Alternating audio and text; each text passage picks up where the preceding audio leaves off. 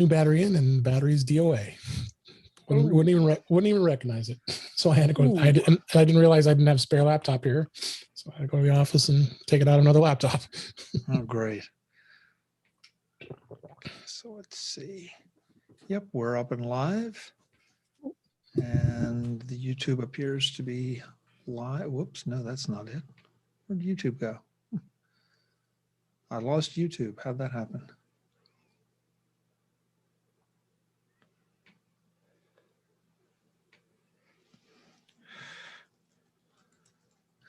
It's just been one of those crazy days that I was trying to get a show out, and just stuff. You know how it is, just stuff. Yeah, I'm gonna have to miss Friday because we have a 4-hour meeting on Friday. Love those 4-hour meetings. Yeah, it's our kickoff number 2.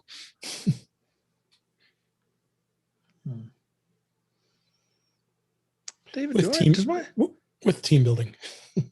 Does my picture look sharp? Yeah. Does it? I'm going to hit the. Yeah. I'm going to let it. That's my look. You look fine. I'm going to let mine refocus again. It's camo. Yeah. Are you using the full version of camo? Mm-hmm. I bought the lifetime license now.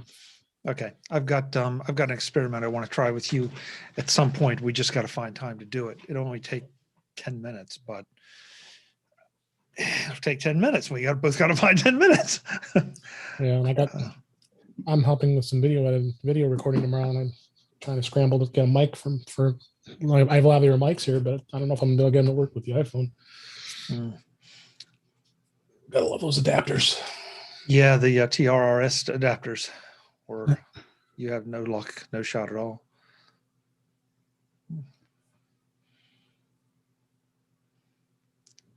So let's see. I think this is a TRS adapter.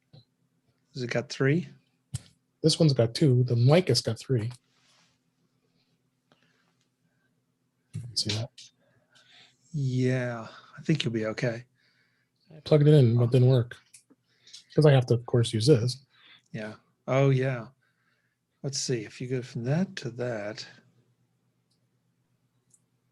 Look at this one I have. I don't know. Hello, Frank. Hey, Frank. Hey, Dave. How's it going? There's 2 of them there. I have 2 mics. Oh, actually, this is an extension cable. It's weird. There's another one. That's another mic. Okay. Whoa. Yeah, they have 3. But you're a little blurry. Yeah. The silhouette. But the weird thing is my camera's not working. We see you with something. We see Wait you. a minute. Wait. Well, it's not coming off on my phone. What the hell?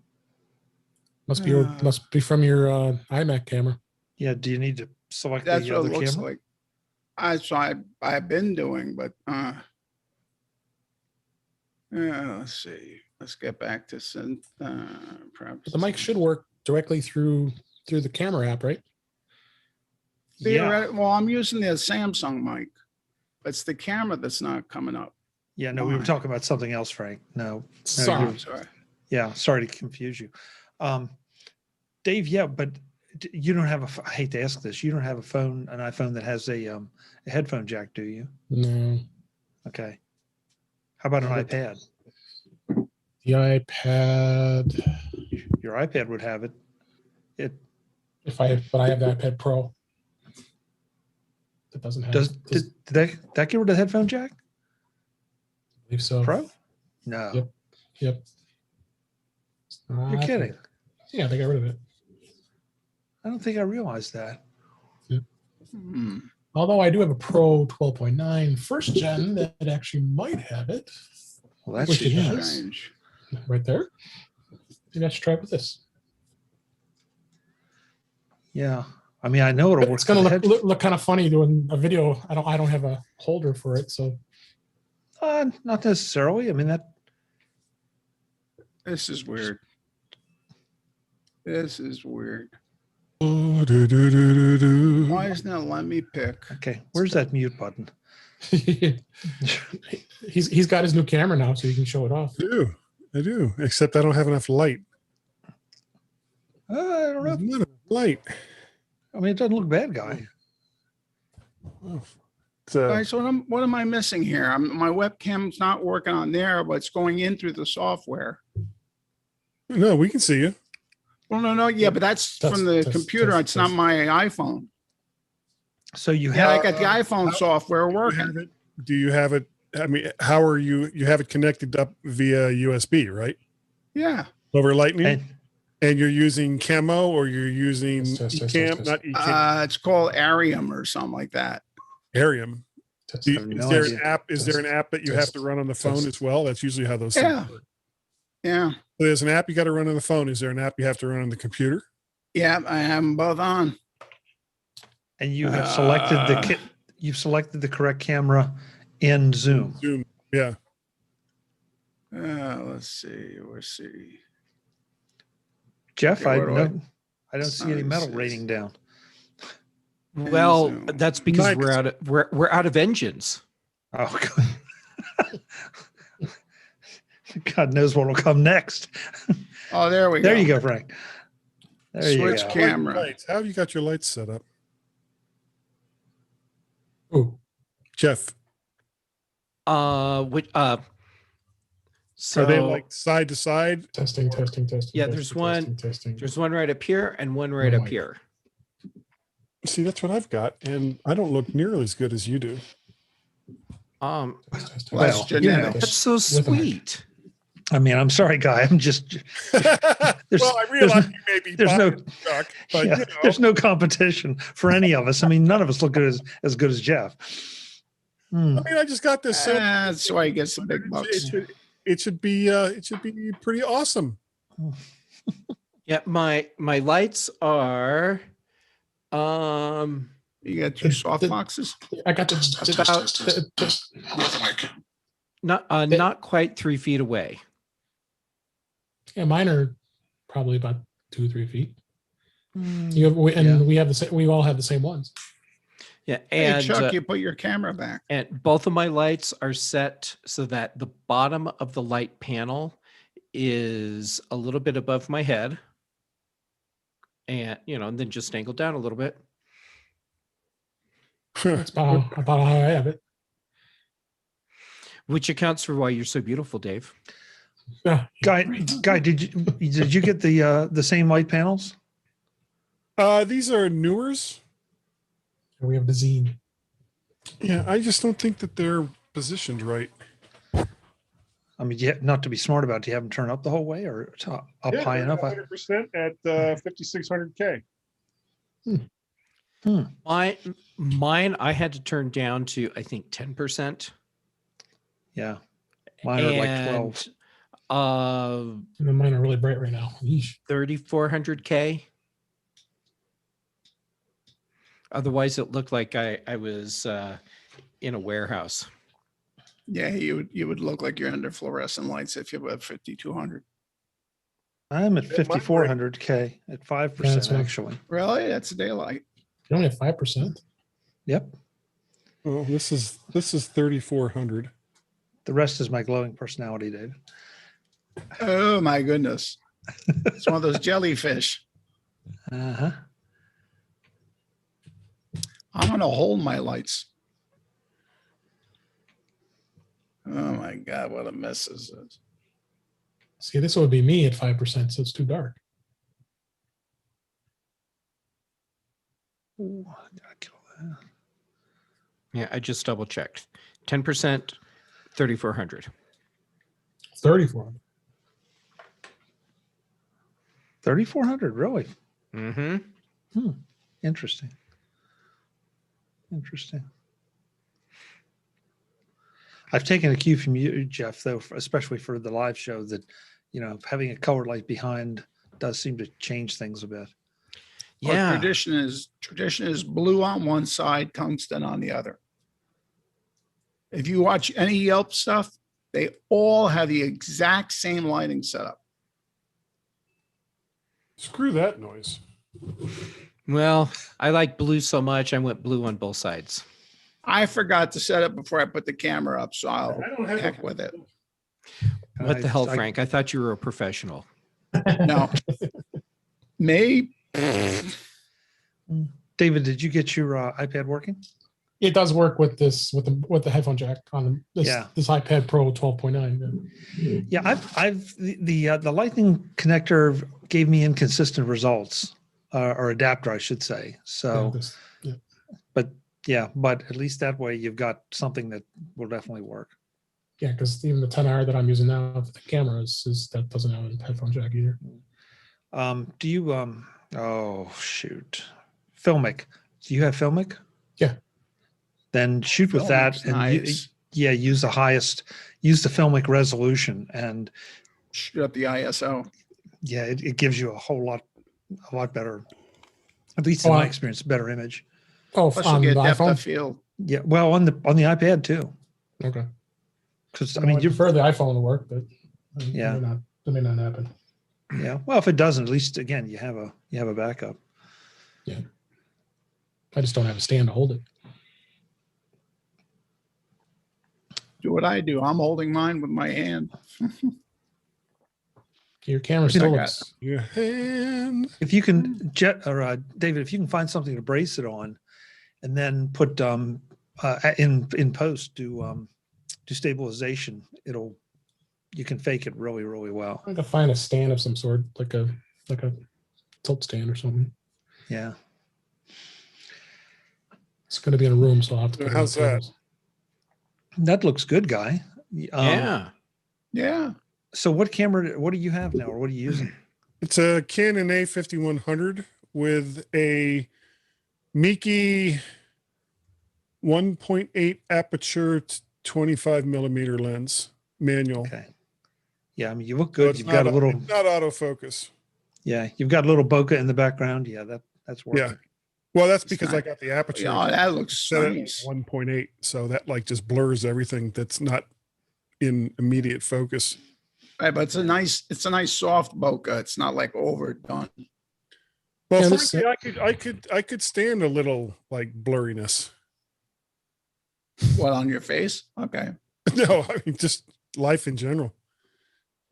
Give me the Yes. bokeh, the bokeh life. It's Blur's Day. There's Jim. Yeah, there's actually a town. There's a town in Broward County, Florida, called Boca Raton, which basically means mouth Yeah. of Yeah. the rat. Been there. Yeah. Mouth of the what? Mouth of the rat. Raton Oh. is mouse or rat, Right. and boca boca's is mouth. mouth in Spanish. But boca, as I've been now understand, is actually when it's referring to video and cameras is actually a Japanese term, BOCAH. which means Yeah, it's spelled like- different. blurred, blurred background with just like one point of focus, something like that. Yeah, Guy, if you're trying to get that blur thing for your whole life, I've found it's very easy to do. well, And my alcohol. local liquor store delivers. Yeah. Yeah, as a matter of fact, I was talking with Peanut butter and whiskey. with somebody at work. There's a local distillery that makes a brand of bourbon called Virginia Gentleman, which Okay. is actually quite good considering that it's just made in this small distillery in Fredericksburg, Virginia. The little distilleries oftentimes have just and amazing pops. product. Yeah. Mom and pops are best at everything. Now I've got a buddy in Ohio who I don't get to see him or his wife all that often. So every time I go there, he wants to go and get Crown Royal, and we'll sit and Crown Royal is great, but we'll sit there and drink Crown Royal all weekend. Usually more than I'm really comfortable drinking, but okay. But I brought a bottle of this Virginia Gentleman one time, and he wouldn't touch it, and it's like, don't be a snob. It's all good. It's bourbon. Yeah.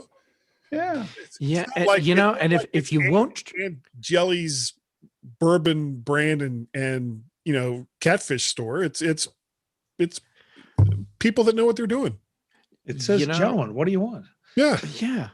And if you're not going to try other types of whiskey, you are just missing out. I agree.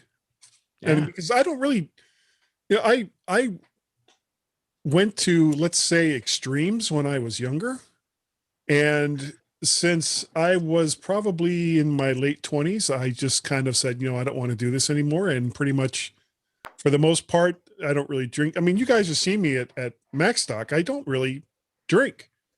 I'll have like maybe one when we're over at whatever the name of that place is right there by the hotel. Bulldogs. Oh, the Summon Bull. Yeah.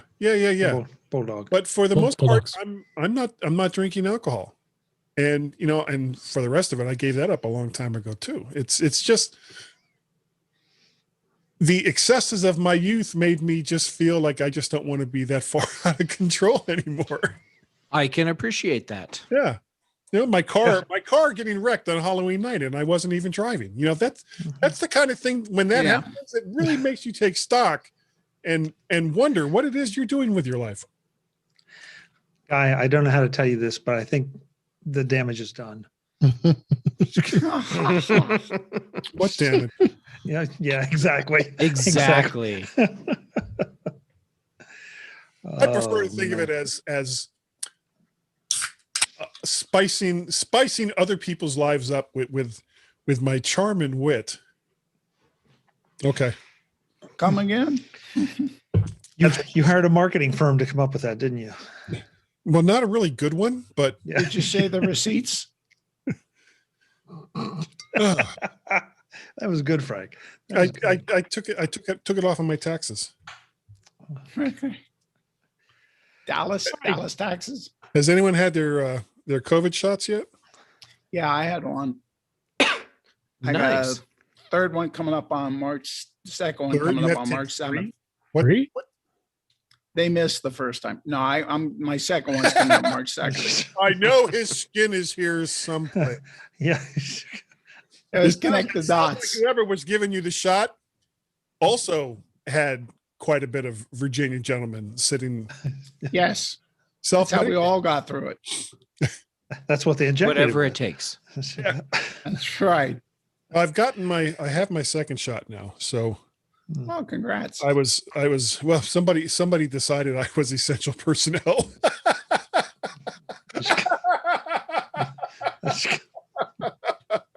Well, somebody was I in don't know why I'm Virginia. laughing. Oh man. All right, guys. 8:01. Let's do this. In 3, 2, 1. Welcome to Mac Voices. This is a talk of the Apple community, and this is Mac Voices Live on YouTube and Facebook. I'm Chuck Joyner, and I'm happy to welcome you to our live show for this Tuesday. We do this every Tuesday, 8 p.m. Eastern, 5 p.m. Pacific. We'd love to have you join us in the on Facebook on our Facebook page in the chat room, or on YouTube at youtube.com/MacVoicesTV. That is our YouTube channel. We already have a couple people in the YouTube chat room waiting for the Facebook chat room to fill up. For the entertaining part. Yes, for the entertaining part. Well, we're entertaining top to bottom. So let's go around the room first, and we'll introduce everybody, and then we'll tell you what we're going to be talking about tonight. So taking the screen as I always do, Mr. David Ginsburg always seems to get here first. David, good for you. Thanks for being here. I appreciate. Thanks. I'm glad to be here and gonna have some fun tonight. Thanks. Definitely. Beside or below him, depending on how you look at it, Mr. Frank Petrie, playing with the light. Frank, Yeah. welcome. Good to see you. Yeah, well, good to see you guys. Thanks for having me. Hello, everybody in YouTube land. Okay.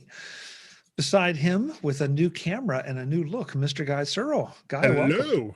Thank you. It's good to be here. I'm so sorry I missed it last week. Well, those things happen. Happen. Myself and all my equipment was out of sorts. So, it happens. But you're good at that. I am. In that order. Yeah. It seems to be a regular thing. It is. Mr. Jeff Gammett is here from Denver, where mountain lions and steel rain apparently occur on a regular basis. You would not believe what falls from the sky here. Toads. Apparently not. But I tell you, it's really great if you want to start a side business selling surplus airplane parts, because they literally fall from the sky. Well, as long as they're not falling on you, or at least not during the show, we're happy. Donnie Darko. Yeah. Yeah. Yeah. Actually, that would explain a lot. It would. It really Yeah. would. Are there giant bunnies anywhere near your house? Oh, crap. Whether, Yeah. whether or not they're named Harvey is completely beside the point. I have a feeling this episode is going to end for me in a very different way than I anticipated. I know it's already started out in a very different way than I anticipated, so that would only seem right. Last but absolutely not least, holding up the bottom corner of my screen, Mr. Jim Ray. Jim, welcome back. Hi, guys. No power problems Nope. this week? No power problems. Didn't have any further problems since then. And I guess Texas is on the mend too. Well, that's great. A lot of people out there, we all feel for them because there've been all kind of crazy things happening. It seems weather, seriously, the airplane thing in Denver, it's just nuts out there. So everybody, please be safe and keep your heads down. So tonight's show is inspired by some thinking that I've been doing this week after an interaction with my local cable company that I will not go into. But it got me to thinking about streaming from every angle, upstream, downstream, you stream, I stream, we all stream. That was the title that I put out for the show. For I stream. First of all, we're streaming this, obviously, for the folks that are watching live. If you're not watching live, then it was streamed and you could have joined this. So we're sending out one way, but also I think probably everyone here and a whole lot of you out there subscribe to one streaming service or another in some fashion. You may or may not have a cable service. Streaming services seem to be becoming more popular for entertainment as opposed to cable. But I wanted to start with what we're doing now, because I know, Guy, you stream a show, David streams his show, I'm streaming this show. And I also participate from an audience perspective in some other streaming shows. And I'm trying to figure out what it is about streaming shows that draws us to them when we have so much on-demand material that we wouldn't have to deal with the issues surrounding streaming if we didn't want to. We could just go and watch the edited version or the recorded version later. So this week, I want to start with you because you do a lot of streaming. Some say too much. Well, that's beside the point. But I guess my question to you is why? Why did you start it? What do you feel you get out of it, you and your audience? Oh, that's kind of a tough question. I've been podcasting for a very, very long time, going all the way back to I guess the early days of the really early days of the My Mac podcast when Tim and Chad Perry were the hosts of it. And little by little, as I got more and more into podcasting, I started to feel like the pre-recorded stuff, the sanitized stuff, the stuff that you get, once people go through the editing process and make it look pretty or sound pretty, or at least try to make it look and sound pretty, was feeling sometimes a little empty. And the one thing that streaming does is, especially if you're watching it live, and I guess a lot of it also depends on whether or not the live streams are edited afterwards. Like, for example, Guy's Daily Drive that I do in my car goes out, and the only thing that I really do as far as editing goes is take out the very beginning part before I start, and then take out the very end part after I stop. But everything else is everything that I did while doing that particular bit. The same thing with Mac to the Future. So it's, for me, it's the thrill and almost also the fear of doing something live and not knowing how well or how badly it's going to go. So to me, it's almost, I think a lot of the things that people look for when they're watching a live stream is the train wreck effect, because they don't know if it's going to be a train wreck. It very well could be. Like, for example, I've gone on way too long now, so it's a train wreck. But that's okay, because it's live and it's fun and it's supposed to be fun. That's the whole point of all of this stuff that we're doing. If you're doing, like a tech show. There's 1,000 of them out there. So you have to bring something new to the table, something different to the table in order to build an audience. And so you throw in the fun factor, and the fun factor can be doing a live show. Okay. Interesting. Guy, I want to say this right now. What I'm about to say is not directed at you. It's not intended as judgment, because I agree with you. Sure, you say that now. Yeah, I say that now, but Before the lawyers get involved. yeah. Jeff, I want to go to you, because you were doing podcasting for a lot of years. And I know my personal reaction to the early days of podcasting, I get what Guy's saying, but I quickly burned out on it. Because there was too much. The doorbell rang and somebody said, "Hey, just a minute," and they just let the recording go, and then they answered the door, took the package, and came back. And I just really, I felt like that was disrespecting the audience. I know a lot of people thought it was authentic, but I still felt like it was disrespecting the audience, because it was occupying my time with something that was not giving me anything. Yeah. So I don't know. And Jeff, I always felt like when you were doing daily observations, things were very tightly held together. I don't know if that was through editing or just through your skill as a host. But do you understand what Guy's saying, and do you agree or disagree with where I stand on it? I get what both of you are saying, and thank you for what I will take as a really nice compliment, because Daily Observations was the first show where I really embraced the no editing philosophy. Which, I mean, if you're doing a daily show, you need to keep edits down, or you need to have a team that's doing it for you. So for that show, I would record everything in as a single mono audio file, and all of the bumpers I was playing in real time. Everyone that was participating in the show heard them as well. And I would do the ad spots live in the middle of the show, and so everyone knew that they had to shut up while I was doing that. And so when the show was done, it was done. I had a file that I could then upload to the processing service that I was using, that would do the normalizing and convert it to MP3 and throw in the metadata, and then dump it to the podcast host server, so that all I had to do was tell everyone, "Hey, there's a new show." So yeah, no edits there. Now, my feeling is when you are making a show, whether it's an audio show or video show, doesn't matter in this whole podcast world, you're creating a relationship. And that relationship is something that I really respect with all the viewers and listeners that want to hear what I have to say, for God knows why. But no, you have that relationship, and so I need to respect the people that want to tune in, and I appreciate that they want to tune in.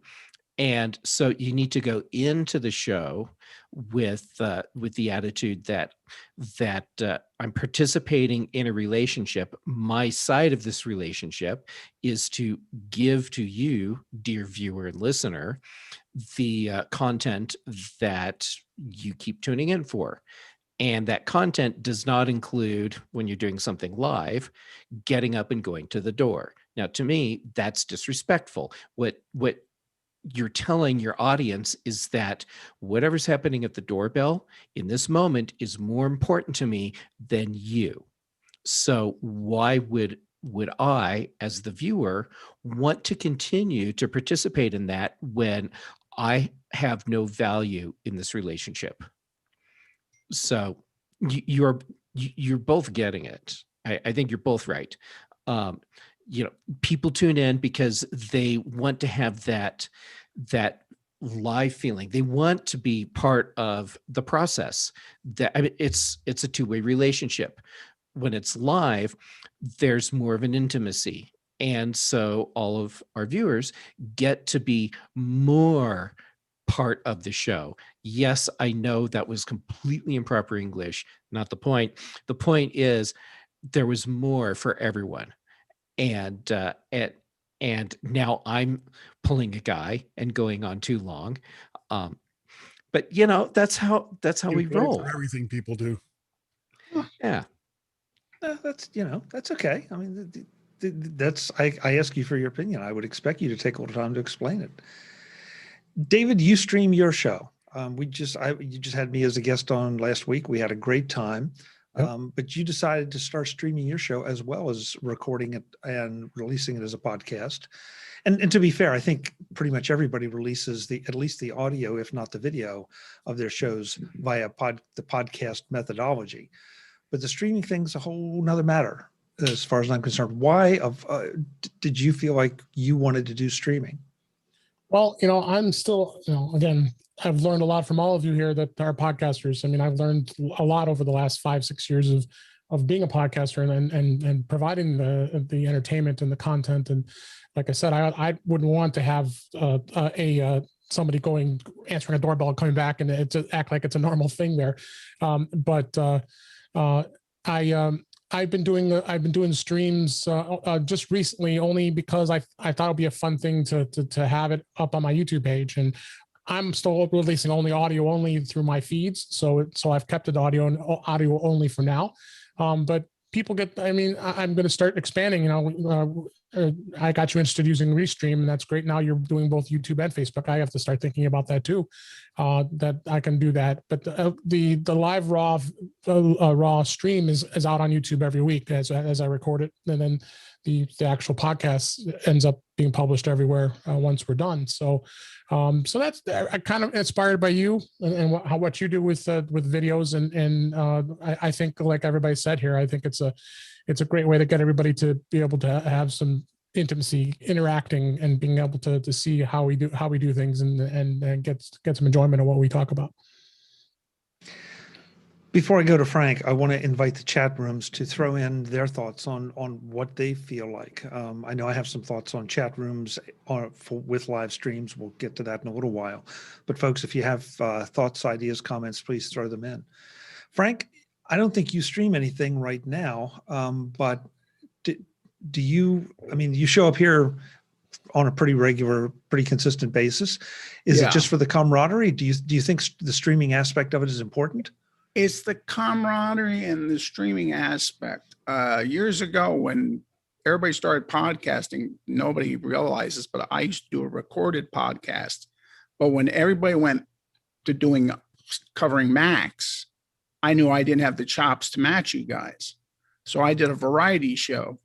And then I get a hold of people like Chris Breen, Dennis Sellers, and them. And I'd have them do 5 minutes. I said, just do anything. Just don't do it about computers. Just do whatever you've ever wanted to do. I think the live stream aspect is one, you get a better sense of the personality of the person that's talking. I know somebody was mentioning the aspect of, there's a dance, you're dancing on a razor's edge. It's sort of like the people that go to car races, and they won't admit it, but they're going to see if there's a pileup. There's something very interesting. I know, Chuck, you and I watch somebody, and their personality comes through, and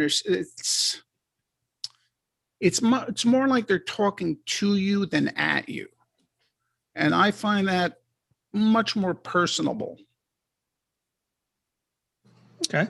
That's fair. That's fair. I think some of it depends on the show and the format of the show. But some people can pull it off, some people can't. But in general, like the group we have here, I think pretty much are open and are not real like we're adhering to the rules and we have to hit the time mark and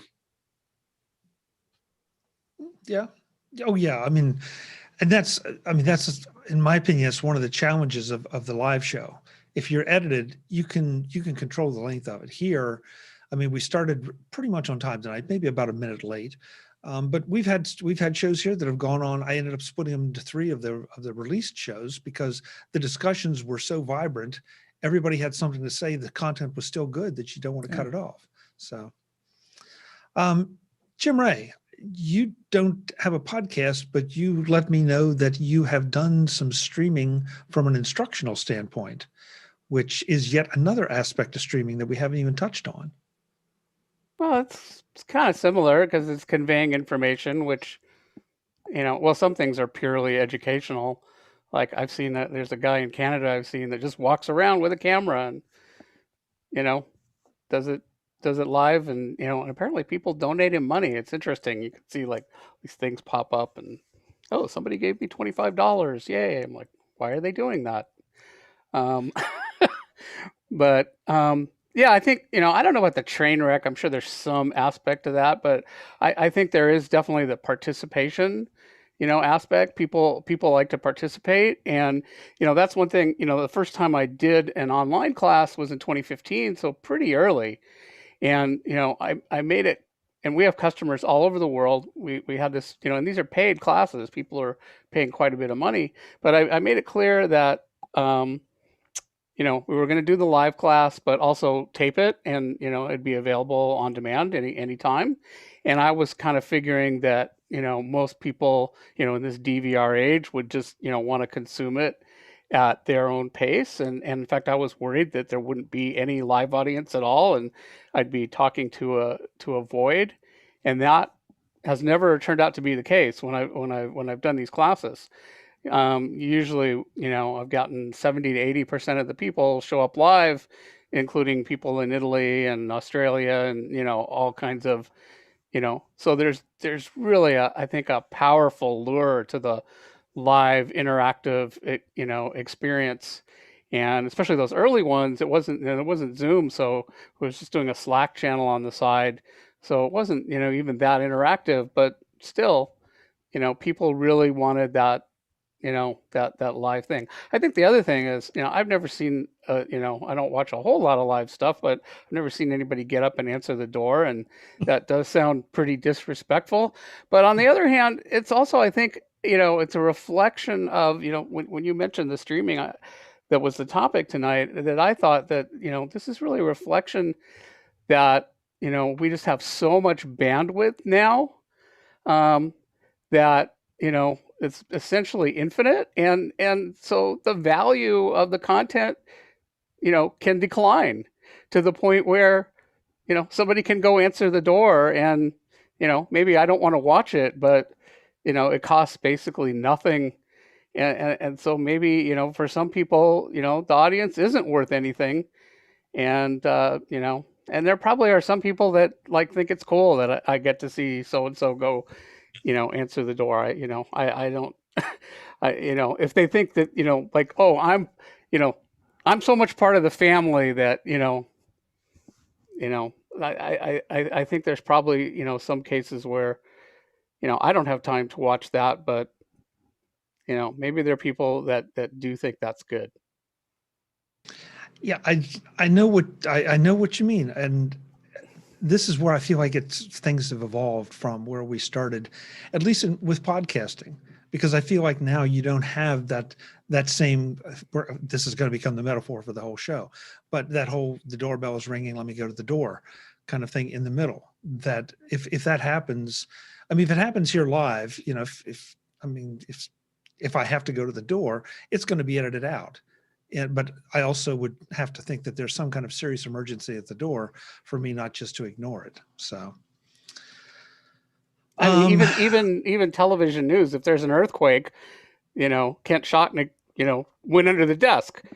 So, it depends on what the level of what's, that's part of the excitement of live TV. It always has been, right? We're live from, whatever, the event of, airplane parts are falling from the sky. Yeah. Yeah. Timely example. Remember as well that the price of admission, not just the bandwidth has become relatively inexpensive, but the cost of equipment has become relatively expensive. True. If you look at like, for example, before we started the show tonight, I thought my lighting was horrible, and it was, and did a couple of things. I made it look a little bit better, but these particular lights would have cost hundreds, if not thousands of dollars 20 years ago. This camera that I bought for $400 on eBay, along with an $80 lens, would have been thousands of dollars, not even 10 years ago. So, and we have microphones, we have professional grade audio equipment, we have computers that are capable of running 10 to 15 tracks of audio and video and do it without blinking an eye. And it doesn't cost an arm and a leg. Apple's new M1 Mac Mini, for example, $699 for the base model is more than good enough to go and get the free version of DaVinci Resolve and start editing video.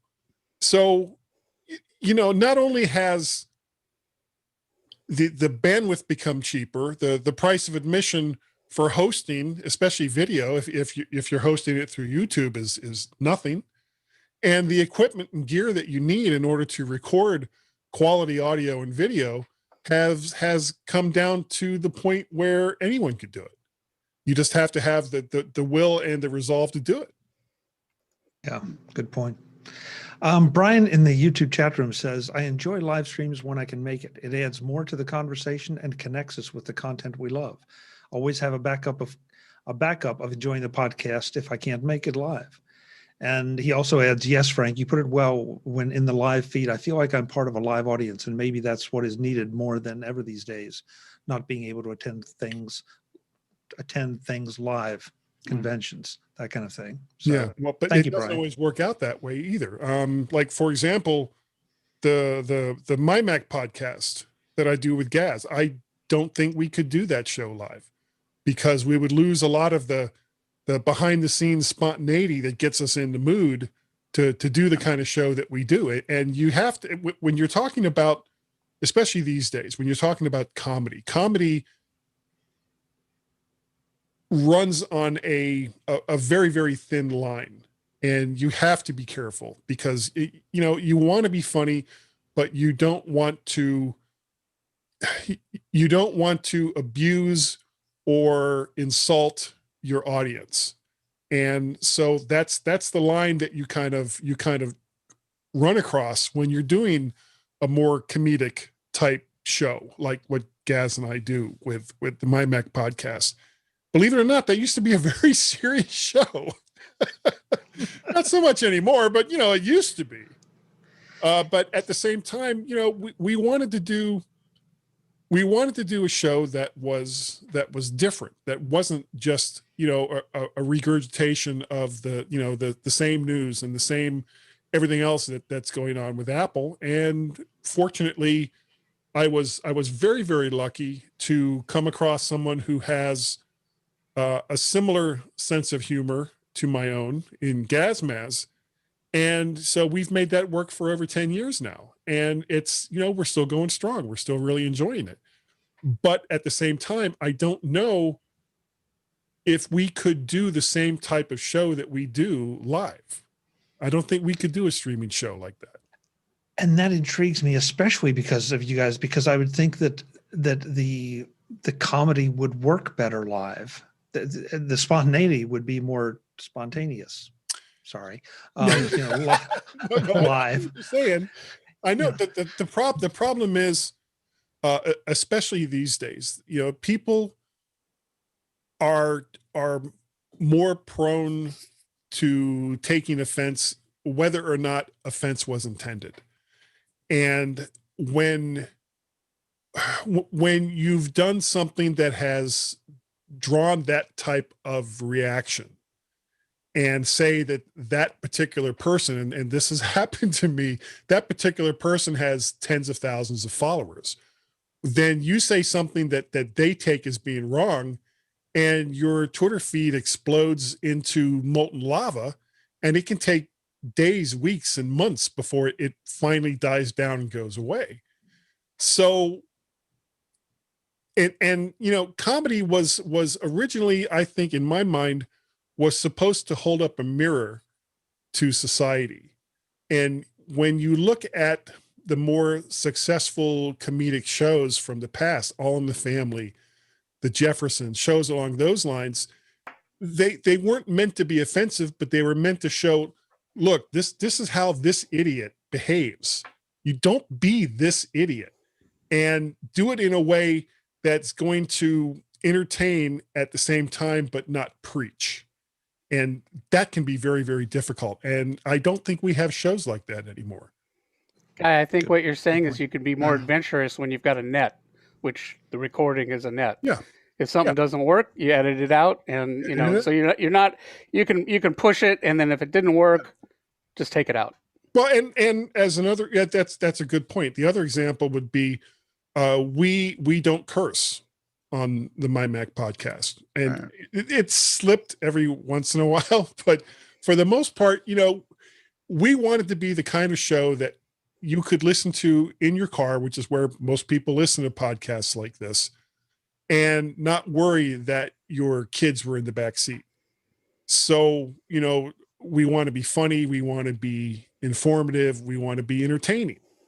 And at the same time, we don't want to piss off our audience. So, and it can be really, really hard to do that. And when you have, for lack of a better term, a personality like mine, you have to be able to draw it back every once in a while, to sit there and say, okay, I've taken this about as far as I possibly can. Now I have to stop, even though I don't want to. And then to do that, to draw back and not continuously, go on something that you should probably not go on about. I'm going to jump in for a second. Oh, okay. Guy, this is one of the things that makes you such a professional. And I'm being totally serious here. The fact that you know how far you can go with something, but you also know where the line is and where you need to stop, how close you can go to that line and stop. And that's not something a lot of people can do. So, I mean, high five to you. I've had a lot of practice at going past that line and going, oh crap, I went past the line. So it's but you have to find out where that line is. Exactly where it is because he's been on both sides of it. I have. Hello, Kelly. So good to see you. Hi, guys. Yes. Hey. Kelly Gamont is here. I want to add one thing to that, and then Kelly, it's your turn. But I agree with you, Jeff, about Guy, and I would take it one step farther. That too many people don't even know there is a line. Forget where it is. They don't even know it exists. So they just go plowing ahead. And, and sometimes it gets worse than just being offended. I mean, I've said this before plenty of times. I'm offended by so many people being offended by everything. I'm offended by you being offended. Stop it. But there are people that just go way over the edge. Kelly, welcome to the show. It's great to see you. I don't know. I know you do a lot of podcasts. Do you stream anything? Like live as we do it? Yeah. Heavens no. Okay, that's not true actually. It's sort of a mix because I do stuff over at the Incomparable, and when I do like an episode of the Incomparable, or what we call the Mothership show over there, those are generally live streamed, and they're live streamed to members. Like if you are a member, you get you can get access to the live feed, and then you can hear those things as they happen. So it's one of the perks that you get of being a member over there. And you also get to join the Slack, the member Slack, and which is a thing that a lot of places have now, where you get to hang out with like some of the folks that make the stuff that you consume. So like I'm in the Incomparable member Slack. And so I hang out there. And so when people want to talk to me about WandaVision or Westworld or other TV shows I love that start with the letter W, they can do so there. Like if they're members, they can listen to the show, and then they can go, bring me all their crazy theories and stuff. And, I heard you on the game show, and, when you got that answer wrong, like it was really entertainingly wrong. So, props to you for that or whatever. And so I do some that's live, but most of the stuff that I do thankfully, either I am not responsible for editing or there is no editing. So like daily observations is run and gun. Like as soon as we are done recording, I go feed it to the post processor and I create the show post, and that all goes out with no edits, unless someone swears. And then if someone swears, I go take that out. And then that's literally the only time there's ever an edit made, is because that show is not an explicit show. And so it's just not. So there we are. It is intentionally G-rated. And so I kind of have to keep it that way. But you also have a panel that they know sort of the routine. They know where the lines are. Whether they know that by common sense or because you've told them, they know where the lines are. Yes. Please do not confuse me telling you with common sense. Thank you. So, and like we have that on, like with WandaVision, we don't do that live. I edit that one. For good or ill, it's on me to edit Dawn and I and Lisa talking about WandaVision for an hour. So like I'm not opposed to it. Like when we do the live ones, like, you know, I come here, I got caught in traffic on the way home. I got to go somewhere today. So I didn't get a chance to be here at the top of the show, but like I come and do your show, and, you know, and I know it's video, and, you know, that's for me because I have a certain amount of I guess vanity, for lack of a better word. Like I get put together to come be on your show. Like I'm not rolling in sweatpants and bedhead and whatever else. So like, you know, and I think, that's my personal standard. Like I don't want to go out, you know, I don't want to be broadcast, you know, looking like I just rolled out of bed. If I did, that would be fine too. But that's not, like, for myself, that's not what I want to put out there. Sure. So. Well, I feel an obligation at this point to explain that when I talk about the edited version of this show being released then in the feeds, two things happen in edits. First of all, if we were to have technical problems, all right, I don't see any reason for you to sit here and listen to us trying to work through them. So I cut that out. If something goes way off topic and it just really doesn't add to the conversation and it's an easy cut, I'll cut it out. That's why I typically don't end up in the edited version. You're plenty, Jeff. Just not at the top of the show. Jeff's intro for the program doesn't usually relate to some pants. That's true, yeah. But and then the third thing, of course, is that, you know, with video, I try to add a little production value by giving you the group shots versus the individual shots when somebody's making a point.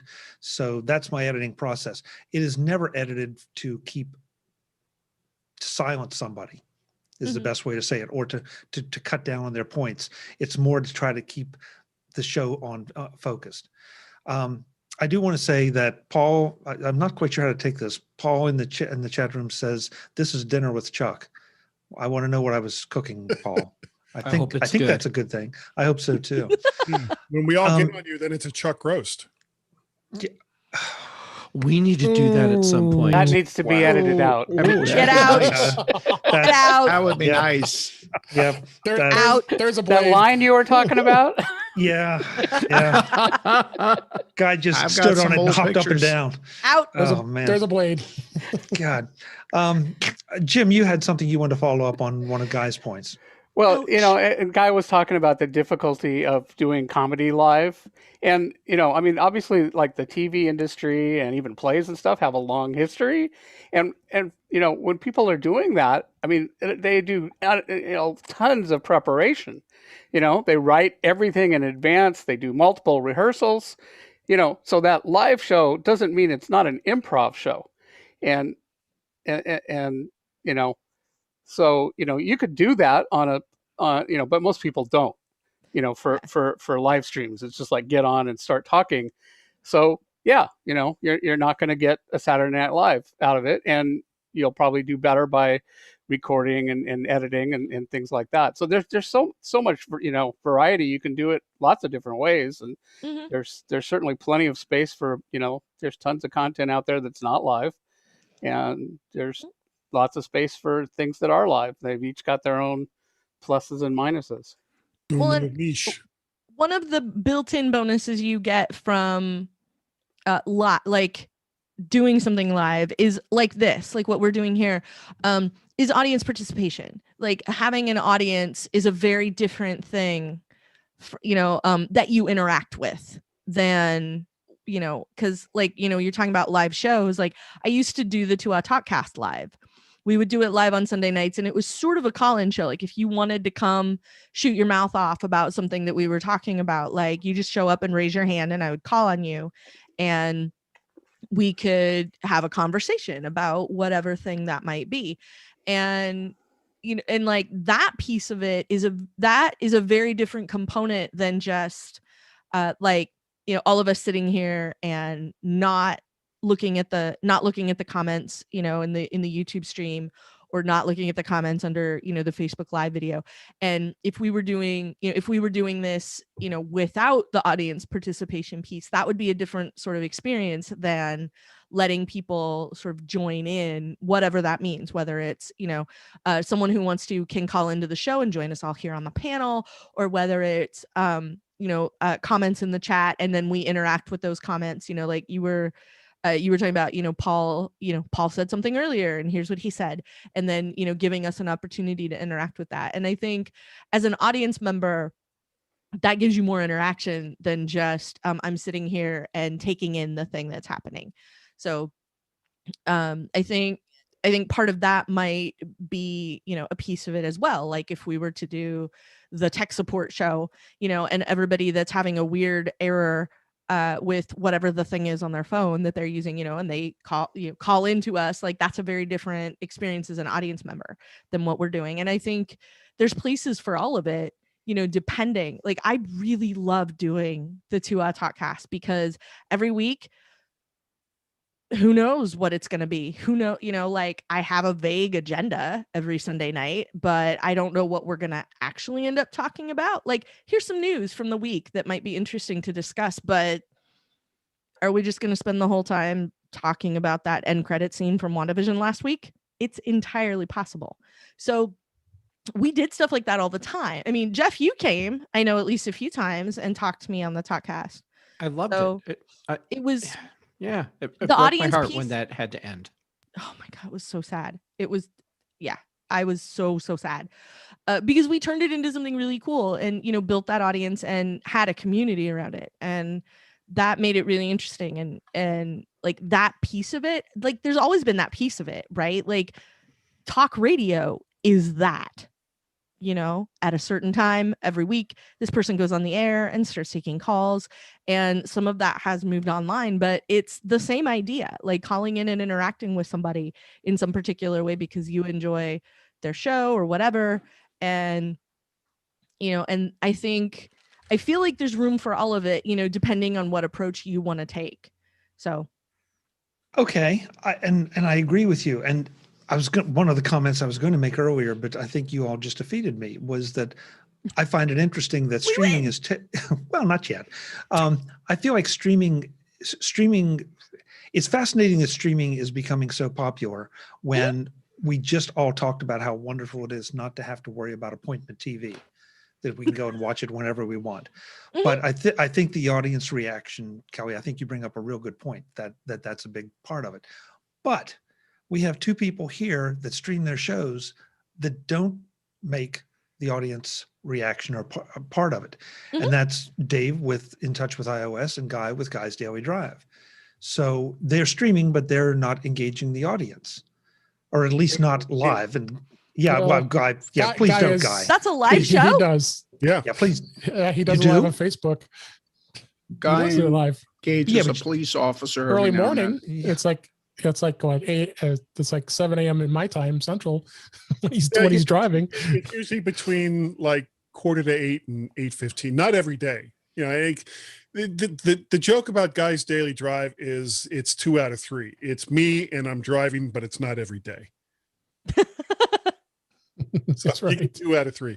I haven't done it. I haven't done a Guy's Daily Drive in a couple of weeks because I've been between work and a few other things. I've been really, really busy. I've actually kind of slacked off on getting a lot of my audio, and I'm sorry. I'm not going to turn this into a woe is guy moment with all the stuff that he's trying to do. But yeah, I love doing Guy's Daily Drive. And the weird thing is, I do that without microphones. I do that without expensive cameras and all the rest of that. It's just my iPhone plugged into power through the port there on my car. And I'm getting whatever kind of connection I get for Facebook. And I'm doing it all on an iPhone SE. And I can sometimes see when people make comments and stuff, but it's like I can't read it. It's only like a 4-inch screen. But just to see that there's people there and that there's people reacting just makes it worth it. And it's fun. Okay, interesting. David, how about In Touch with iOS? I mean, and that, again, there are no rights or wrongs here, folks. You know, this is just everybody's approach to it has been a little bit different. But David, why do you feel the need to stream, but you don't invoke the audience or involve the audience? Well, I've been seriously thinking about getting an audience invoking the audience and trying to get more engaging. It just hasn't gotten to that point as of yet. I more so like to stream it because I have it out on YouTube and then people can go and watch what our antics were during the live show. So because it's live, and not that I'm saying I anything crazy that I have to edit. I mean, again, there'll be some times I have to edit things, like if I was breathing too heavy or something didn't sound right. I go and scan the audio later and listen to it, but the live session's raw. I never touch it. I just let it out there and let people watch. And I have subscribers on my YouTube channel that people are watching. I do upload the audio version of the podcast onto YouTube as well, only because I think it's another method of being able to go out there, and because YouTube is a consumption place to consume stuff. And so not only am I doing the streaming, I'm also putting out the audio version of the podcast on YouTube. So I'm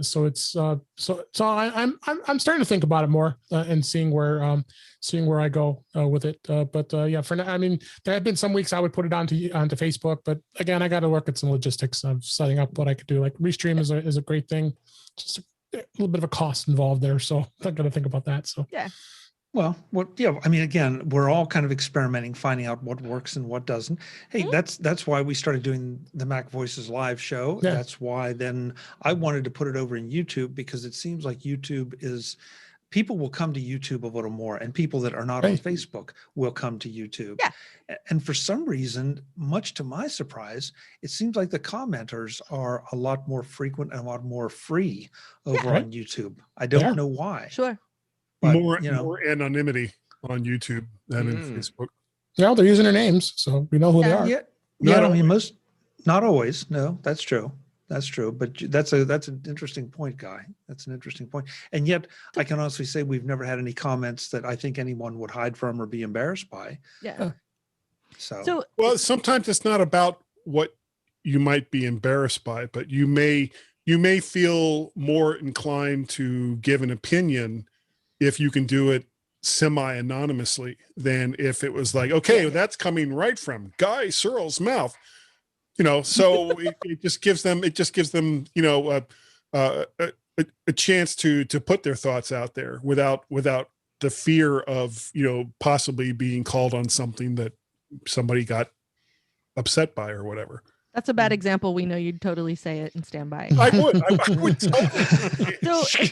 But he's saying other people might not, although on this live cast, I don't know why anybody would be worried. So hey, Chuck, Kelly, Guy will stand by things that he hasn't even said.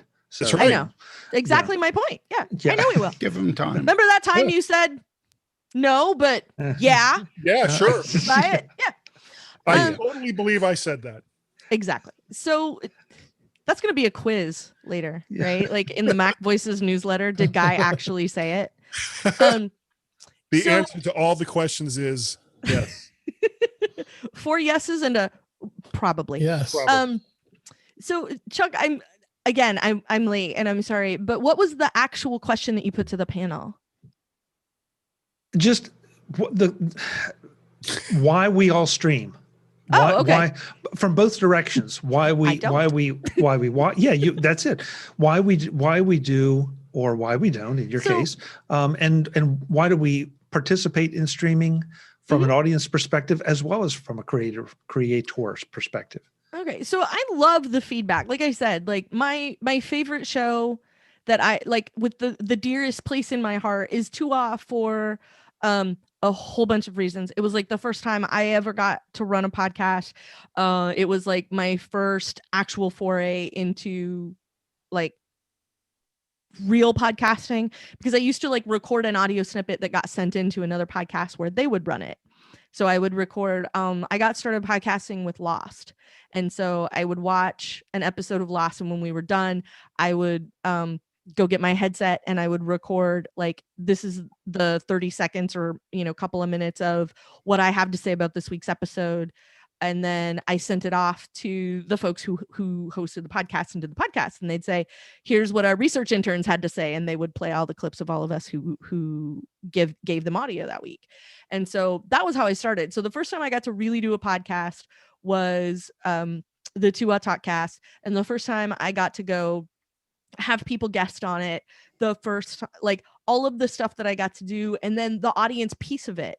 And part of the reason I love that show so much was the audience piece, because it was a lot like being a DJ, which would be my dream job. If I could have my way and just, into whatever I wanted, I would be a DJ. I would play records for people on the radio, and I would take requests, and I would talk to people and, have a community that way. Cause I did it in college, and it was the bestest thing. It was my favorite of all time. I loved it so much. And that piece of it is the piece of the Talkcast that always made me so happy, was people came back week after week, and and they would say, hey, last week, I told you I was having trouble with this thing, and I took your advice and I tried what you told me to do, and now it's working. So, yay. Or, this is the kind of gear you actually need if you want to take better pictures, or, start to edit video a little better than now, or, whatever the advice was that people were coming and asking us about. Like, we would have it for them, and we would do what we could to help out. And it was my favorite part of doing that show. And that was the part of it I love the most. And like, I have a friend who's trying to nudge me into going toward YouTube, maybe streaming, but also maybe just like, publishing videos, like tech videos and stuff. And I'm like, why does anybody care about my video? Like, really, that's kind of my stance on it. Like, there's so much other video out there people could be watching. Like, who wants to watch mine?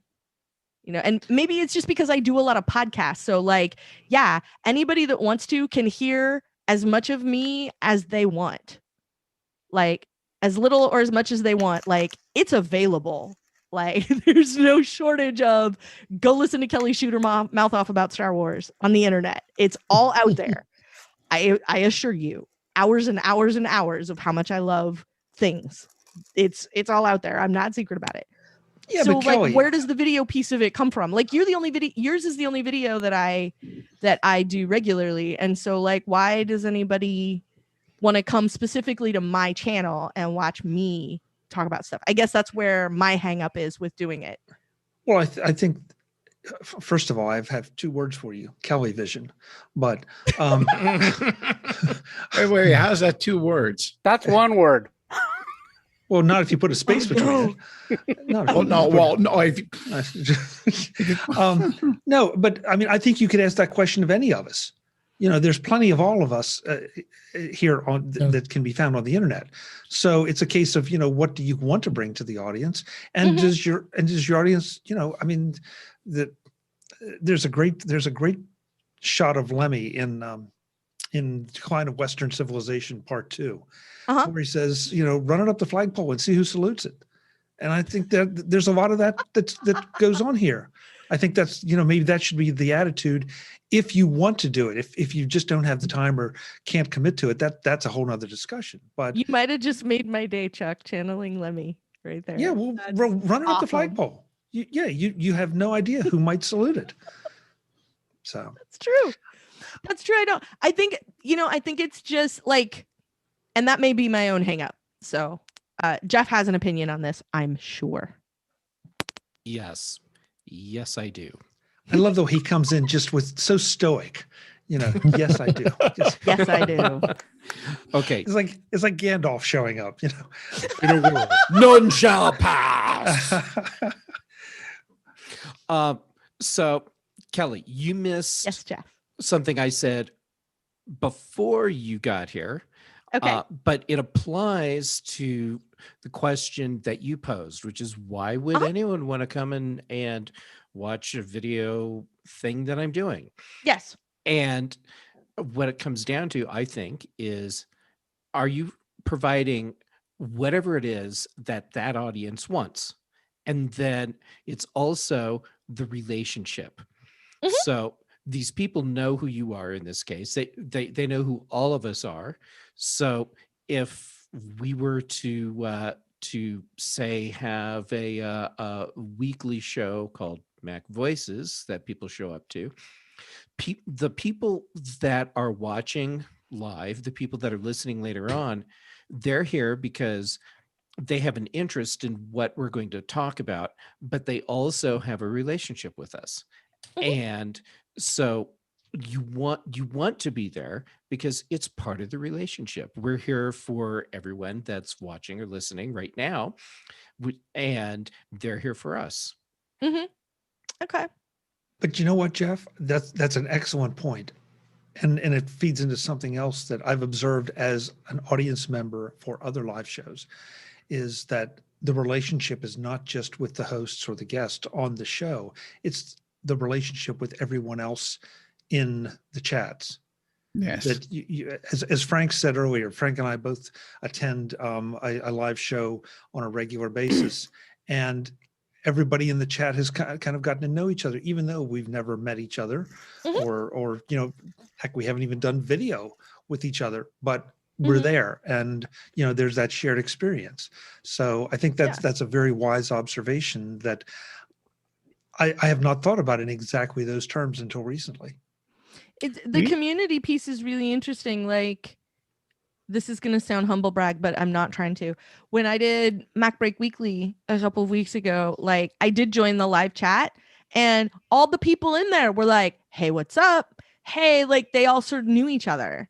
And, from having hung out and watched this show live, every week or whatever, like, they're all like at least sort of casually acquainted. And like Allison Sheridan has the same thing on Discord for her podcast. The same. Yeah, like she has the Discord, and that starts lighting up on Sunday afternoon before she starts recording, and then people sit and chat there. And I've swung by there a few times and hung out, and it's the same sort of thing. Like, the audience becomes a community that is almost independent of the show that's happening. Like, they all get to know each other. They, hang, like, Chuck and Frank, like you were talking about, like, we all sort of are casually acquainted with each other, even if we don't know each other all that well. And we're not necessarily like close personal friends who hang out all the time or whatever. Like, I hang out with those folks every Thursday afternoon, and, and it's great or whatever. And I think that piece of it sometimes gets overlooked, I guess, for lack of a better term, because it's an interesting idea. I guess I never think about it as like I have an audience, like, just by virtue of being me, that I have an audience.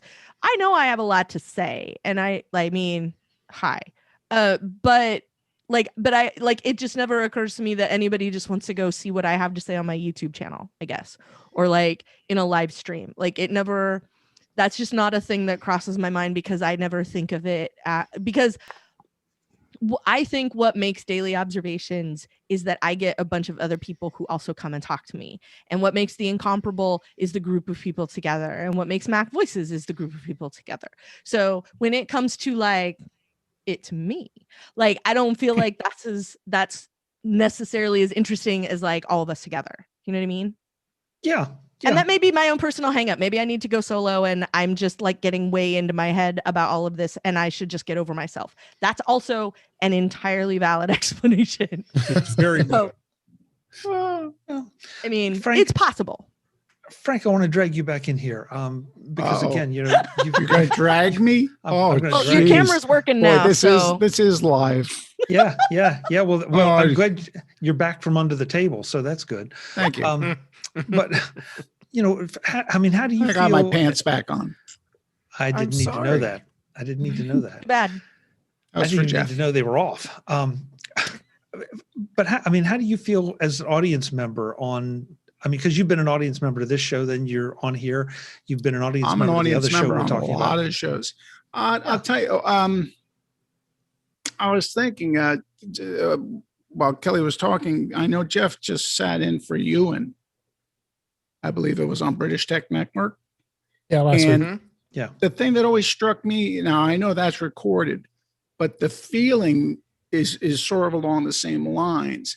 When I watch them, I'm feeling that I'm sitting in a pub with a bunch of people talking about the same thing I want to talk about. And there's it's a camaraderie, but it's almost a little more personal. Mhm. Does that sound right? Does that make any sense?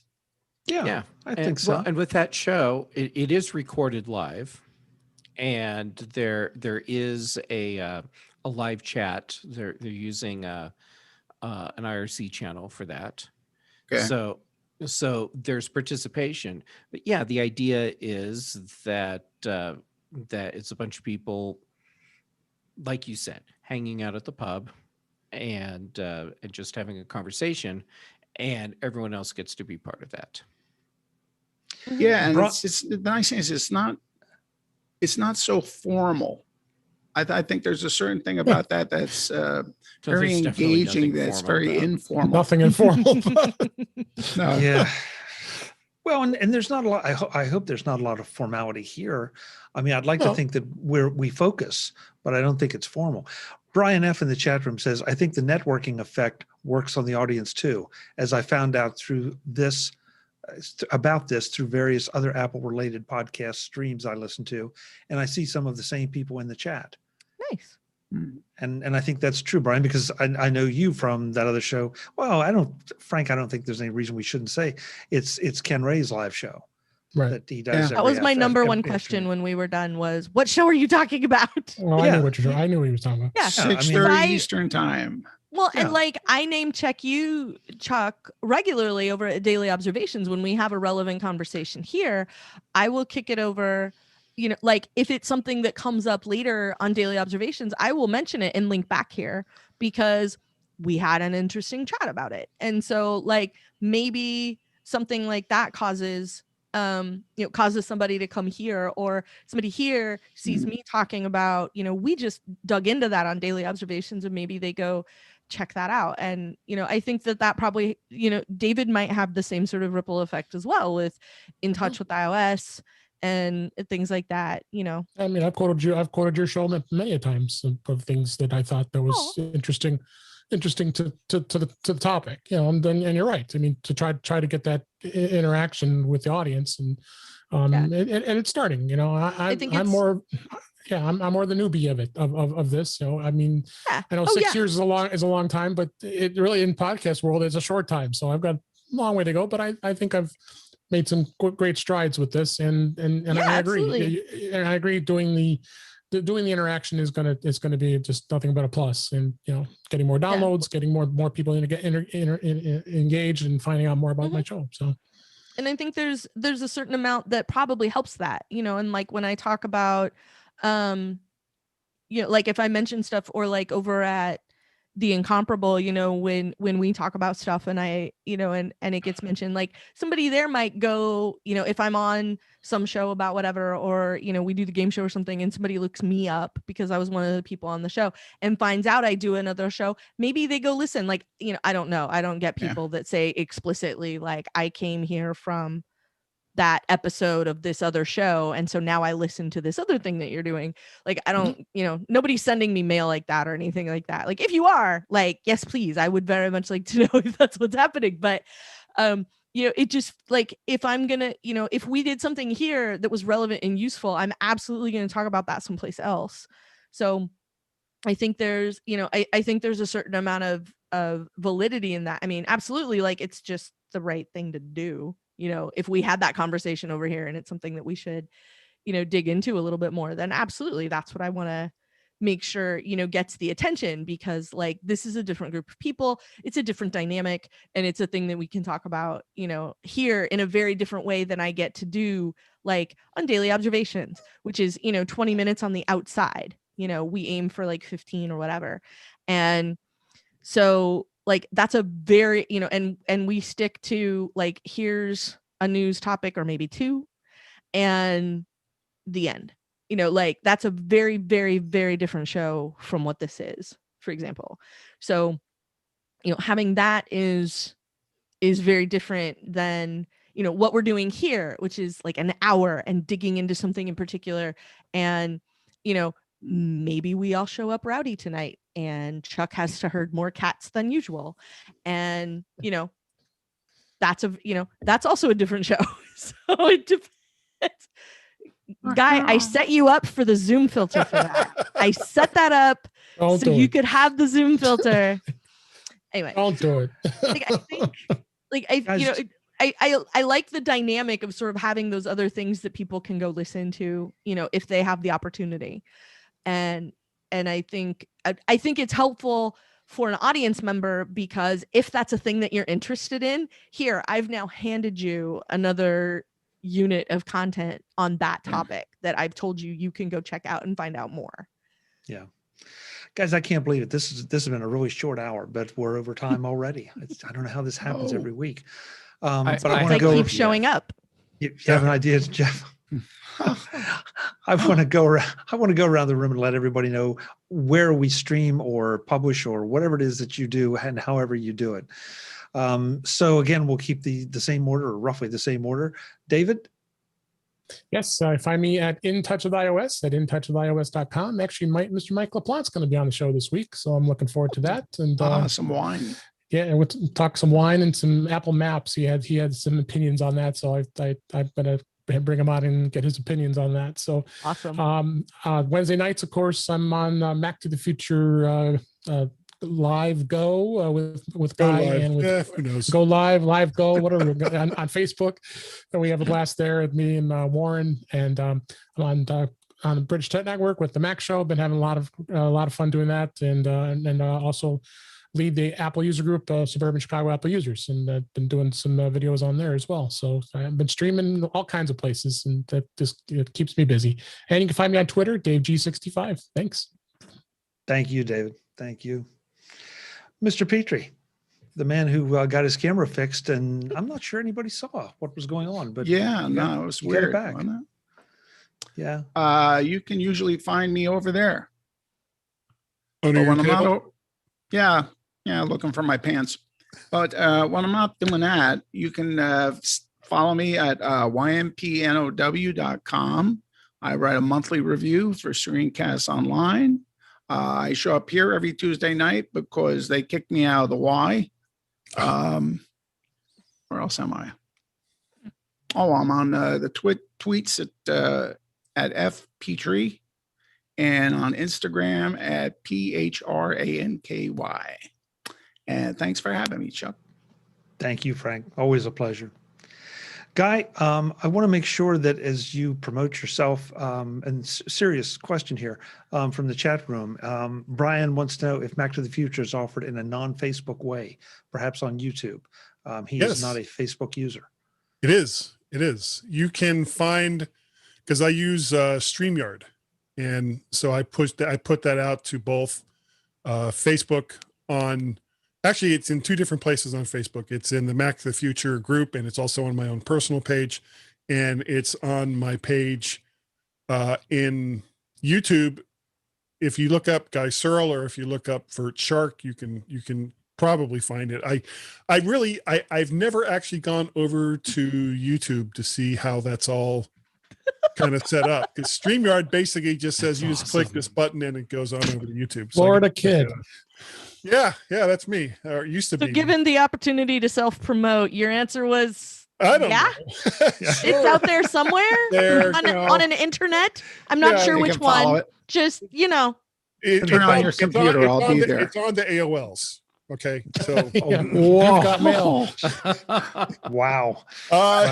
So again, you can find He'll email you a David. GeoCities link, Brian. is right. what Oh, he's saying. Kelly, you just ruined my joke.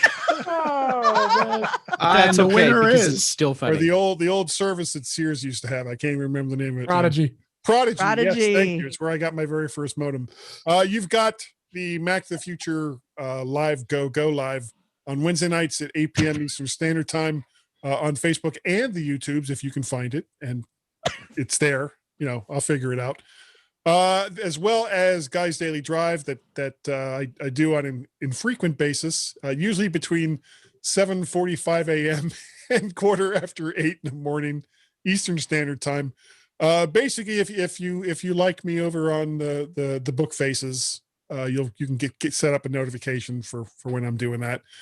Let's see. There's also the mighty mymac.com podcast that I have been doing with a variety of people, but with Gazmask since 2011, almost 10 years now. The mymac.com podcast, such a great show. We have such a good time with that. You can find me on the Twitters. I am Mac Pettit, and I am also VertShark, and you can find all of my audios and videos over at vertshark.com. And on CompuServe, guy is 6375, I am. 760. 0.7. That's right. Thanks for being here. What guy. about AOL? Thank you. Florida Oh, Kid. yeah.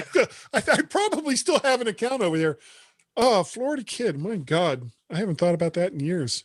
No, that's what your URL is for YouTube. Yeah. I have one of them. One of them. One of them. Mr. Gammett, help me out. Where can folks find you? Find it now. You're turning to Jeff for help. Well, That's the place we're at, Wow. Kelly. I know. Wow. Okay. So I was going to start off with a joke by saying, well, you can find me on my GeoCities page. But thanks, Kelly. Sorry, Jeff. It's okay because it was really funny when you did it. It was a funny joke. It's just you got to deliver it instead of me. I'm sorry. But Twitter and Instagram, I'm Jay Gammett both places, and you can find me here apparently on a very regular basis on MacVoices, and the Big Show and the Mac Show. I do those regularly as well. I get around. I kind of do a lot of shows, and actually, I don't think I've told anyone this yet. Being stuck at home because pandemic time, I've been getting kind of antsy to do other stuff. I'm actually working on a couple product reviews. I was really Okay. afraid of where that sentence was Yeah. going. Ooh, okay. So those will be coming soon. Oh, Awesome. And Great. I have some other stuff kind of in the works, and just look for more stuff from me soon. thank you, Jeff. Pleasure to have you as always. It's always so much fun. Mr. Jim Ray, where can folks find you? Well, you can find me on the Twitter at ProViewJim. It's PROVUE. And then also on the web at proview.com. Same spelling. Excellent. Thanks for being here. This was a good discussion. Glad you were a part of it. Last but not least, the lady who we're going to start a GoFundMe page to get her a flagpole so we can see what she'll run up and see who salutes it. Kelly. Oh, wow. Wow. Okay. I'll have to file that one. Yeah. Apparently, yeah. Okay. You can find me on Twitter and Instagram as Verso. I got nowhere to go from here. I am Verso in both places, VERSO. You can find me over at The Incomparable, as I mentioned before, and I do a show there now regularly called Maximoff Overdrive, where we talk about WandaVision. And you can find me over at aftershowpodcast.com, where I do the after show with Mike Rose, who was my podcasting partner in crime over at the Tua Talkcast. And we decided to just keep doing a show, even though there was no more Tua. So we do that over there. And the rest of the time, you can find me 5 days a week doing the Mac Observer Daily Observations podcast. And you can find me here on Tuesday nights. And if you are listening to podcasts using a podcatcher that has smart speed, it will generally just make me talk slower. FYI. Okay. All right. Are we And that just makes you all speak sure? whale. I see. You guys didn't miss your Yeah. cues, did you? Okay. No. Very I wonderful. think it's almost time to go. All right. This is like 23 that. Wallaby Place. It's like that scene when they're in the warp at the beginning of Star Trek: The Motion Picture. Yes. Yeah. Yes. Sorry. Folks, I'm Chuck Joyner. I have no idea. This came right off the rails at the end, but we had a good time. I hope you did too. As a reminder, we do this Tuesday nights, 8 p.m. Eastern, 5 p.m. Pacific. Come and join us in the chat room. And once again, I want to thank the folks in the chat room, especially the YouTube chat room, for contributing their thoughts and ideas. Really, really appreciate you being here and the conversation. We'll see you again next week, and I'll see you back on MacVoices. Thanks for watching. Jeez. Wow. Wow. That all of a sudden went. You that can all of a blame sudden you for went that one, crazy. Chuck. Yeah, that was your fault. You put that in my head. My fault. Yeah. Yeah, but wait a minute. hell Did was anybody that really thing think that we were did going to that? get through a whole show without breaking down? What was the actor's name that played Decker on that first truly awful Star Trek? Still on. movie? Decker, Yeah. the guy was- from Seventh Heaven. Yeah. Who Well, Turned So- out was a pedophile, I think. seriously? Oh yeah, Something he like had that. some deeply He had some unsavory real- oh, yeah. accusations. Yeah. It was a Wow. TV show, Pedophiles in Space. Yeah, I never watched Seventh Heaven, but No, neither Stephen- did I was always intrigued by the idea that the guy that got demoted from captain of the Enterprise and the woman that saved whales teamed up to have their own family. Oh, was that Uh, her? Stephen Collins. in is Star his name. Trek? Stephen Four? Collins. Yeah. Okay. Who wants my Hey, Hey. Hi. Hi. Come on in. Hey, wait. We need that. We need that. please to happen come back. They want I'm you tired back. of being the only They girl. want you Bring her back. Yeah, the water's fine. Come on in. That's T Rose lover. Let's do that Oh, during that's the show. T-Rose Lover. Hey, I haven't known T-Rose who that Lover. was. Good evening. Hello. it's lovely to Hello. meet you. Nice to have you. I Can she think you've hear met us? her before, Hi. Kelly. No, she can't. She can't hear you. I'm his cook. His cook. They heard that. It was nice to be had.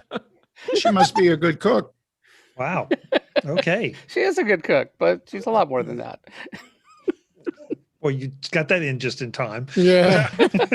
I'm no Well dummy. played, sir. Oh, And a hell of a dancer. oh, man. Kelly, you've met Lynn before, Yeah, I think so. and I think Chuck has too. Maybe so. At honestly, I don't Macstock, she was remember. at Macstock, Oh, Oh, was okay. she? Okay. Then, yeah. Okay. and I don't Oh, think yeah. any of you have met my wife. She No. stays so far away from all of this tech stuff. And the weird thing was she was actually a Linux network administrator for many years. really, Yeah. Now and we then know why when she stays away. Yeah. Well, when His wife when lives in North finally Carolina. retired, when she finally retired, it was like, I'm done. yeah. That's With all your stinking users. Well, when she when she was pregnant with our first child, she had a couple of issues and spent like the last few months at home. Mhm. And at the time, they'd given her a computer. This is 1994. They'd given her a computer so she could work from home. And I had you're gonna love this, a Performa 575. Oh, good times. Yeah, Wow. which was Oh. basically the same as like the Mac TV, depending on how far back you guys want to go. Yeah. And oh yeah. she had it. She had the drive was partitioned, so it had like Windows 3.1 and a couple of different versions of Linux and all the rest of this. And it was set up on this big table where I had my computer too, and I just kind of look over every once in a while when she was doing stuff with Windows. And I made some kind of comment like, "Oh, look how quaint that is," about talking about Windows. And she just stopped what she was doing, looked at me and said, "Really?" Hit a button and all these screens came up with all this Linuxy stuff on it, all this command line stuff.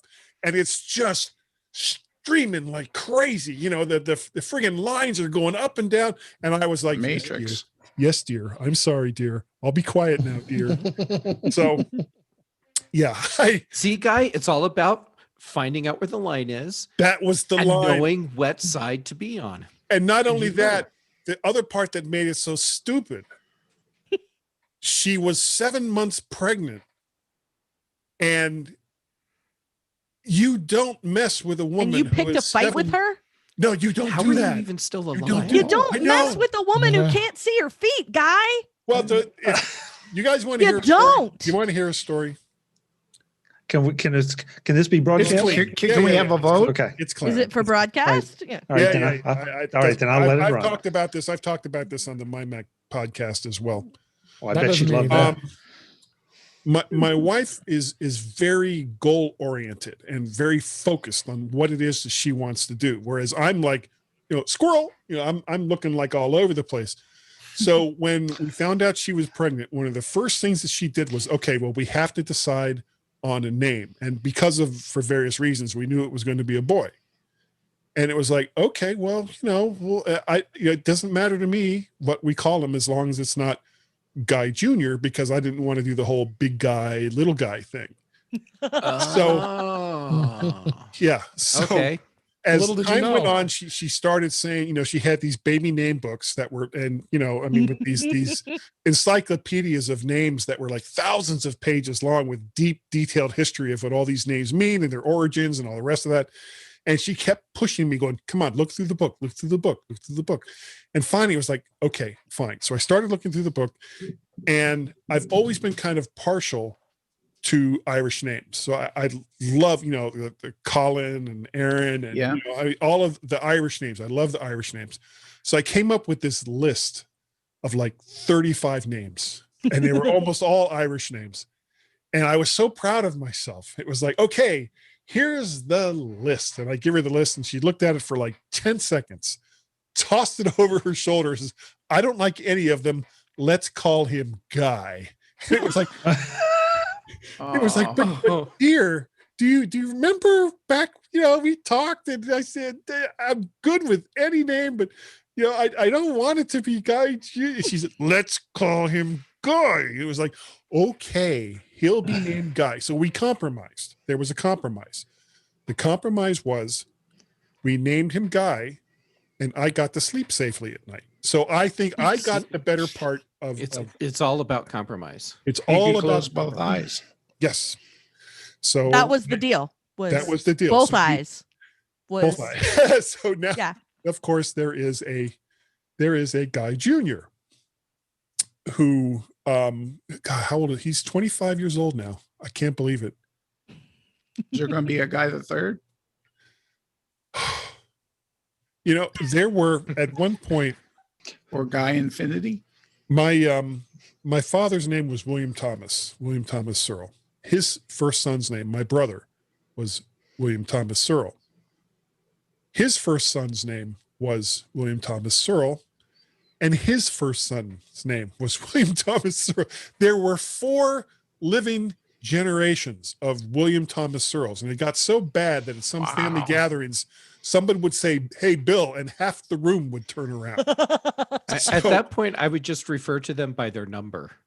Yeah, well, there'd be prime, and then 2, 3, and 4. Billy the Fourth, right? So, and 3 of them are taller than me. Wow. Oh, yeah.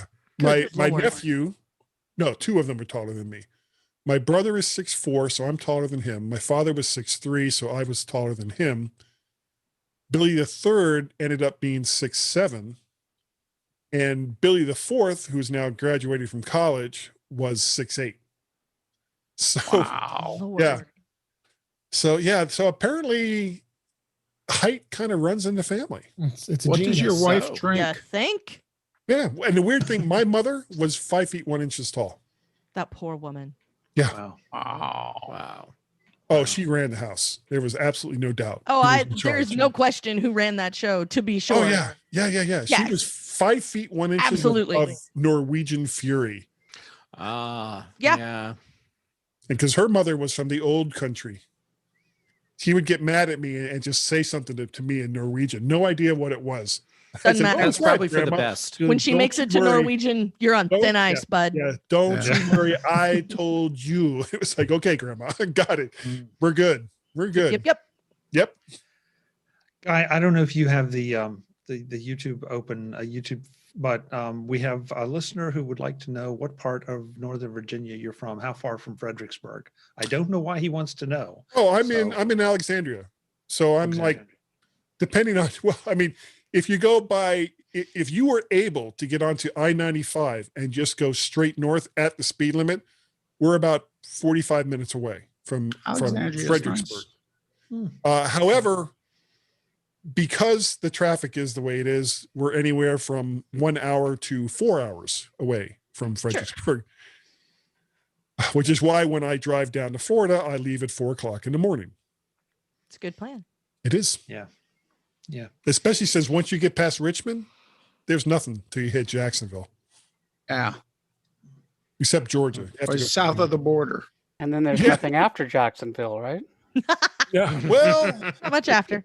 You get the I-4 and then you go west and there's Orlando. And right around that same area is Daytona and Ormond Beach and there's another little town there. I can't think of what it is. That's a fun area. And then there's really not too much more until you get down to like Fort Lauderdale and Miami. But it's such a long state. We used to, when our kids were little, we would drive from here down to Orlando, going to Disney World. And the kids would see the Florida border and get so excited. They're like, we're almost there. And it's like, oh, you're halfway there. No. That's half. We're still like a good 4 to 5 hours away from Orlando. It's just torture. It's like driving across Pennsylvania. Oh, I don't want to talk about the Pennsylvania the turnpike. Yeah. Oh my God. The turnpike in the mountains by Pittsburgh. Oof.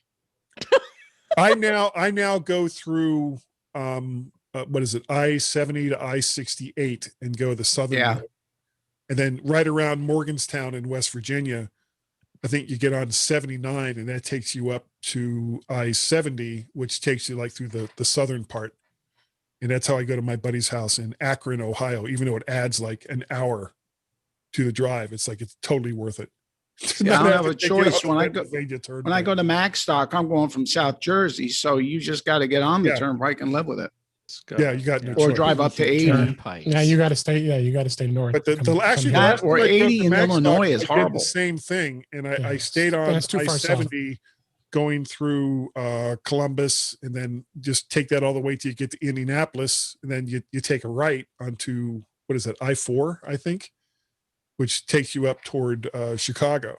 And then you've got the alphabet,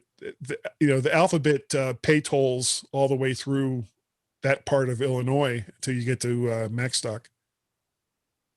Yeah, just because you're not getting on the Pennsylvania Turnpike or the Ohio Turnpike or the Indiana Turnpike doesn't mean you're not going to pay before the end of that drive. Oh, you pay. All those pay, toll roads. Pay and you pay. It just hurts my head. I'm in Colorado. We have one toll road, and you don't actually have to use it to get anywhere if you don't want to. So the whole concept of I have to get on a road and then pay to use the road and then keep track of exits and well, it's actually, the thing about most toll roads and what makes them worthy of consideration as compared to freeways, transponder. Well, not only that, but you've got less exits. So you have, like, if you get on, Pennsylvania Turnpike is a good example. You've got like from Breezewood, which is where I get on it, until I get to the Ohio border, there's like 15 exits, but that covers like almost, I think, like a 200 miles going through Pennsylvania. So you've only got these exits like every 10 to 20 miles. And it's the exits that kill you on all of these major interstates. It's what's destroyed I-95 going up the Northern Virginia through Maryland and Pennsylvania and New York and all the rest of that, because you go like every 30 feet, there's another exit. And there's more hotels, and there's more fast food restaurants, and there's more traffic, and there's more suburbia, and there's more everything else. So everybody is trying to get on at the same time, and that's what builds up all the traffic. But on the turnpike, it's like you've got 15 to 20 miles before the next time when people are going to want to get on the road. So that works out. The difference with the Pennsylvania Turnpike and going the southern way is you're going through West Virginia and the southern part of Ohio and the southern part of Indiana, and if you're going to Macstock. So it's not as populated an area to begin with, so you don't get a whole lot of traffic, and so you're able to just pretty much scoot all the way right through. Yeah, I have so much trouble trying to wrap my head around the toll road system in Illinois. But to balance it out, I totally get how to navigate through the mountains in Colorado. Yeah. And most people are like, what you're doing makes no sense. Like for me to go to Steamboat, where my brother lives, I live in Boulder. Okay, so it'd be like that way. And there are roads that do that. No, you go south from Boulder down into Denver, get onto I-70, and then go west and go out to Silverthorne, and then shoot back up to Kremling, and then on out, and that's the way you go. And most people be like, but you're going the wrong direction. It ends up being faster because there's no lights, and it's there's lights, but it's the roads, because the other route, like if you're going to go up through Fort Collins and then out, you end up with smaller roads or narrower roads. You might have just one lane each direction. Troll road. And in the mountains, one lane each direction, you're probably not going to get around a slower car or a big truck. You're just stuck. Well, I can tell you the one toll road that gets you out, keeps you away from Chicago out, and is 294. Just stay on there, and you avoid all the traffic going into the city. Yeah. Well, unless you're going to the airport. Yeah. Well, 294 brings you there too. Webb in the chat room says the best thing ever to come out of Kansas, Interstate 70. Isn't that also the best way to get out of Kansas? That's the most boring drive I've ever done in my entire life. Well, that's only because you haven't popped up to I-80 and gone through Nebraska instead. Oh yes, I've done that too. Okay, or through Idaho. I've driven through Idaho once, and it was so weird because it was like as soon as we hit the Idaho border and we're in Idaho, it was like a nuclear wasteland. Yeah. It was weird. Did you see the signs for craters on the moon? It's basically a lava flow Craters of the Moon is awesome. The rest of Idaho can slide into the sea as far as I'm concerned. But the Craters of the Moon is amazing. Now, come on, the Boise State Football Stadium is a very nice football stadium. Okay, Boise got an Apple store, and the blue AstroTurf at Boise State is mildly interesting, but there's not a whole lot else. There's a bird sanctuary. We better end this live stream because we're slandering states now. I'm losing audience fast, guys. You just wiped out Idaho. I just wiped out Kansas. I'm from Eastern Oregon. I grew up not far from Idaho. I know we're now being audited. The cool thing about Idaho, live stream. the interstate highways are like 80 to 90 miles per hour legally. Yeah. That is one thing Idaho has going for it, is you can go. Yeah, you can go really, really fast. We went from Boise to Craters on the Moon, through Sun Valley, up through Redfish Lake, and back to Boise in a single day with 4 adults and 2 kids. Wow. Yeah, in a Hemi Dodge Durango. Oh my God. What kind of mileage you get out of that? Oh, they never spoke again. Nothing. Oh, I was freaking everybody out because I was hitting it really, really hard. And my father-in-law had been a park forest ranger for most of his life. And he was basically looking off the edge of the roads as we were going through the mountains.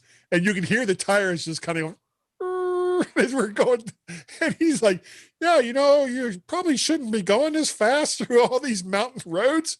It's like, no, we're fine. We're fine. Good night, live stream. Thank you for being here. Wow. Yes, we will save you love from you. any more. Take care. See you next week. Was there